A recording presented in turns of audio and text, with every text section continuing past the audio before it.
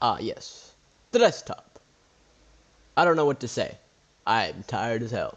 Hey everybody, it's your boy Crazy Age here. Welcome back to another video. And today we are back with some more Doki Literature Club Plus. Now, you see, last episode we dove into the side stories, and I was actually pretty sick. But before we dive into the side stories today, we're gonna try to get the Go Screen menu. You know what? I give up. Well, I'll do it some other time. I'm tired of pressing that button. Alright, without further ado, let's start the second side story, labeled Trust, Part 2, shall we? Another day passes in a flash, and it's already time for the next club meeting. Although Monica should have come up with a plan for today's club task, she hasn't been able to shake her guilt and anxiety after reading Sayori's poem. I'm so stupid. How did I let myself be the center of attention? Sayori is going through these kind of feelings, and I'm letting her comfort me instead of the other way around. What kind of club president does that? You do, Monica. You do. This whole time, I didn't think to ask about her own feelings. So much for the stupid vision. Sarah enters the club room with her usual smile, but upon seeing the downcast Monica, her smile quickly fades into an expression of concern. Monica? Is everything okay? I'm really sorry. I'm such a terrible friend. Huh? What are you talking about? You're an amazing friend. You're not gonna think that in a few days. Monica shakes her head. I made this all about myself. Even you said so yesterday. You told me that I was trying to make the club that I need the most, right? But my problems are so trivial compared to yours. Sarah responds quietly. What are you talking about? But as she says that, her face darkens. Through the silence, Sarah mutters her realization. I left my folder here. Monica stares blankly ahead, unable to come up with a response. I wasn't ready to share those. Now you're worrying about me. I don't want that. But why? We're friends, right? Wordlessly, Sayori nods. Friends look out for each other. I want to be here for you as much as you're here for me. Another long moment passes in silence. The air is incredibly heavy. This is different. It wasn't just about you yesterday. It was about the club. Besides, things were so happy yesterday. You don't need to do this all of a sudden. I don't want it. I like happy. So, if you do this, then you're just being selfish. Monica massages her forehead, struggling through the frustration of such a paradox. It's understandable that Sayori isn't ready to share certain things, but as unfair as it is for Monica to pry, it's also painful for Monica to force herself to ignore the needs of her friends. I'm sorry I looked. I disrespected your privacy. No, I don't blame you for looking. You would have at least needed to check if it was mine. Yeah, Monica takes a deep breath. Okay, I understand that you don't want me to worry, and I think I'll be able to put this aside so that we can move on. But can you promise me something? Promise you what? Monica pauses to collect her thoughts. This is the Literature Club. It's a place where people can express themselves in the way that life normally doesn't allow them to. That's the vision. In fact, it's our vision. Right the way into your heart, or whatever. So I just want you to promise me that you'll remember that too. It doesn't have to be right now, but I want to be here for you when you need it. I want us to be ourselves like that. Sayori smiles gently. I'll promise if you promise. Unable to help it, Monica returns Sayori's smile. I promise. Me too. As the conversation closes, the mood in the room is lifted. That behind them, it's time to proceed with the club activities. Here's a question. Why the flizzy does she start frickin' telling Sayori to kill herself? So, want to teach me about poetry? Huh? What about the recruitment? It's fine. We have plenty of time for that. But right now, I feel like I want to do this. I mean, I do have to fulfill my end of the promise, you know? Ugh. There's no way I could say no to that. Just don't expect much. I do a lot of writing, but not like I'm a scholar or anything. That's fine. I think I just need, some motivation. I never know where to start when it comes to writing poems. Starting isn't so hard. You kind of just write down your feelings and see where it takes you. Yeah, but that wouldn't come out any good. It's not supposed to. You're gonna have to fight your perfectionist mind on this one. You can just start by writing your feelings and see what kind of things it makes you think of. And then you could turn your feelings into a little story. And you can get your feelings down at first and make it sound pretty later. It's not like building a railroad where you go from one end to the other. It's more like a college where you find all the things you want to put in and then you arrange them in a pretty way. At least that's how I do it. It's not like it's the only way, but it's a really good way to not get stuck at right at the beginning. I understand. Yeah, I always get so caught up in how it sounds that I forget about what's actually important. Monica pulls out a pen and paper and start writing on. Stop being a perfectionist, you idiot. I'm just kidding. Monica scribbles out, "You idiot," after she writes it down. No, keep it. Wait, why? Are you calling me an idiot? Of course not. But the point is that you're not supposed to police your feelings, right? Be as dramatic as you want. But I was just, well, yeah. Underneath the scribble, Monica writes, "You idiot." She stares at the paper. Her words stare back at her. It's kind of funny how I wrote down what I'm mad at myself for, and then I did the exact thing anyways. This is really gonna take some getting used to. I believe in you. Thanks. I do too. Me, I mean. But also you, of course. Monica continues the exercise, jotting down her thoughts. It's surprisingly quite a struggle to write even without overthinking it. But after a while, with Sayori's guidance and encouragement, Monica's sheet of paper begins to look fairly lively, prepped with all of her random thoughts. Phew. Monica looks up and down at her sheet. Gosh, I feel so tense looking at this. I hate it. But it's also kind of liberating. Democracy! I can tell how hard you're trying. It makes me happy. I think you'll be good at writing poems. Don't give me too much credit. I'd have to try really hard at it. But I think it's something that I'll enjoy doing. With you. Sarai beams. I'll stop here, but we'll still have time. Let's try to work out a new flyer for the club. It won't be so picky about the language. I won't be so picky about the language. Yay, let's do it. Monica and Sarah proceed with their work. With each passing day, the two of them become more confident in the club, not simply for their recruiting planning, but for their vision as well. As their bond strengthens, so does the essence of the literature club. Finally, they begin to truly feel it's only a matter of time before they find more members. Another day passes. As usual, Monica's the first one to the club room. With her printout is the revised literature club flyer, complete with all new ideas Monica and Sayori came up with. If only this was the flyer we gave to that one reading girl the other day. It's so much more attractive than the old one. But the new catchphrase is featured clearly in the center of the flyer. Right the way into your heart. Surely common sense would say that one writes from the heart, not into the heart.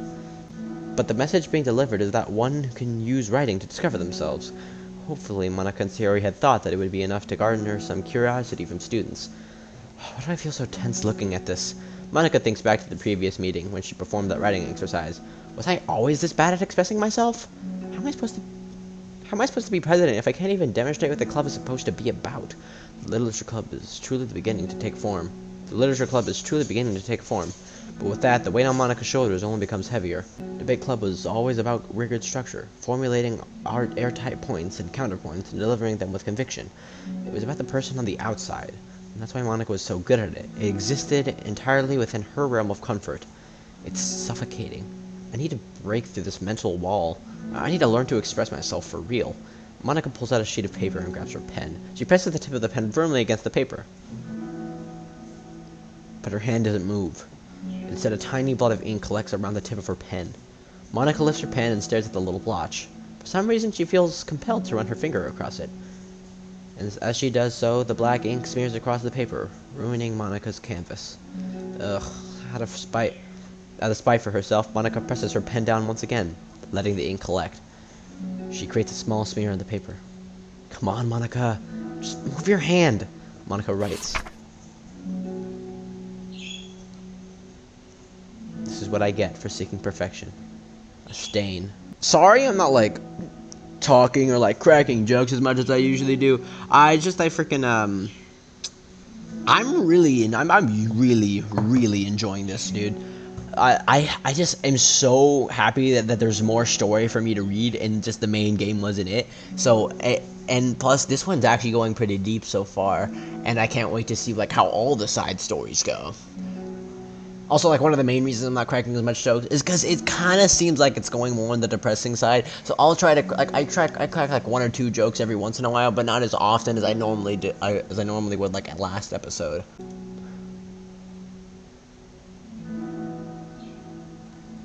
The air conditioner seems louder today. I'm here! Hi. Monica hears Sarah approach her desk, then stop for a second, probably reading the piece of paper.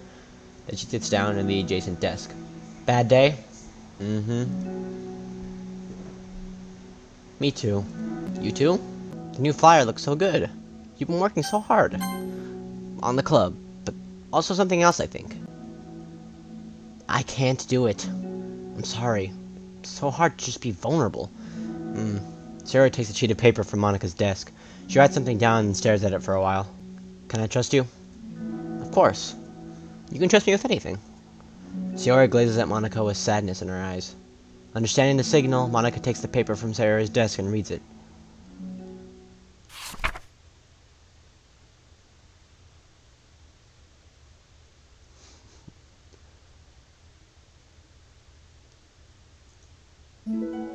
Sayori, this is really, really hard for me. Her voice shakes. So if I can do it, then you can too. Because you're like a million times better than me. That's completely not true. Sayori takes a deep breath, trying to steady herself. That's something about me that I've never told anyone before. Even now, my head is like screaming at me to stop.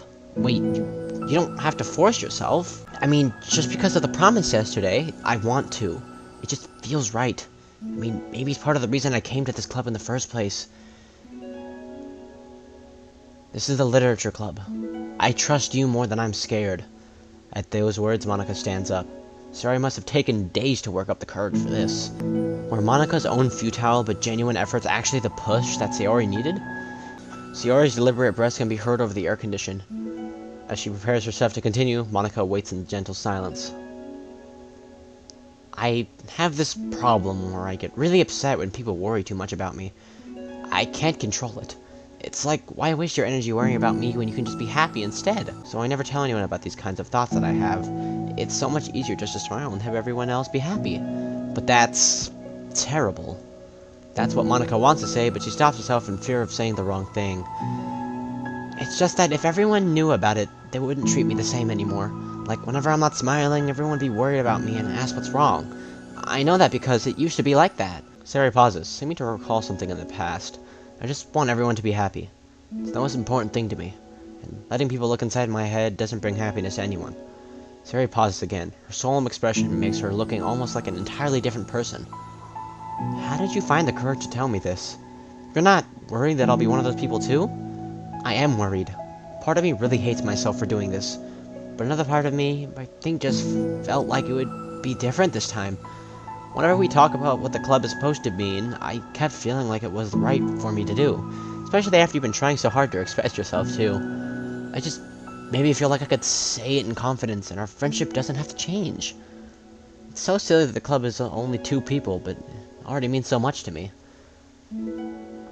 Monika feels a tightening sensation in her heart. Feeling connection as Sayori's emotions radiate between them. Me too. I was so lost until you showed up. You're so brave, Sayori. You're so strong and brave. I don't even compare. Monika steps forward. But if nothing else, I can at least offer you some hug energy. If you'd like.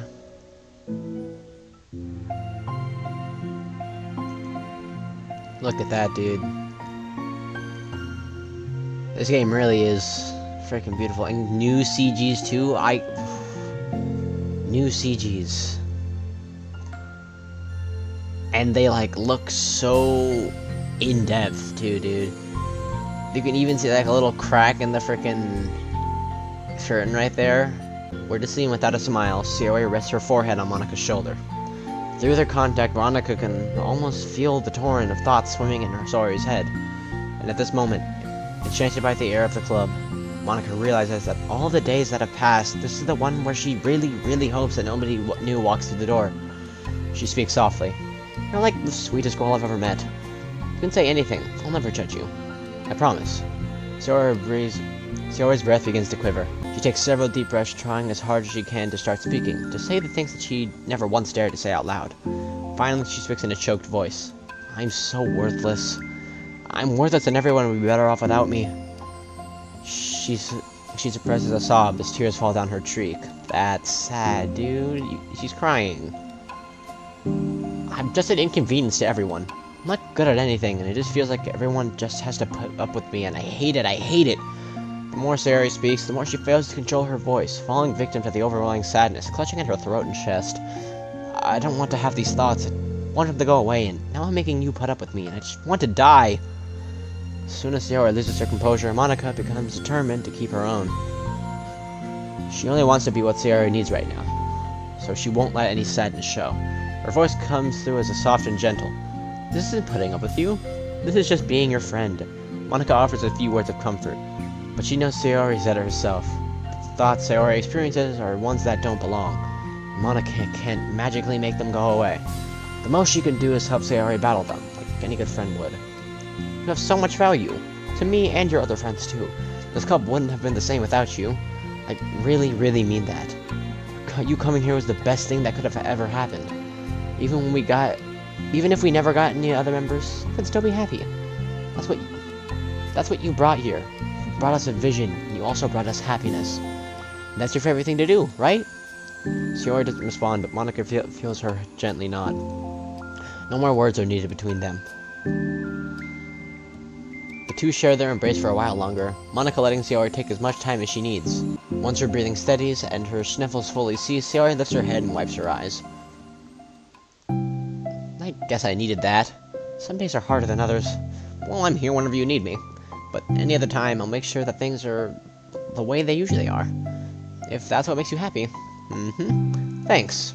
You're the best. No, you are. The two exchange smiles. You know, I'm sorry to bring this up all of a sudden, but have you considered talking to a professional? Sayori nods.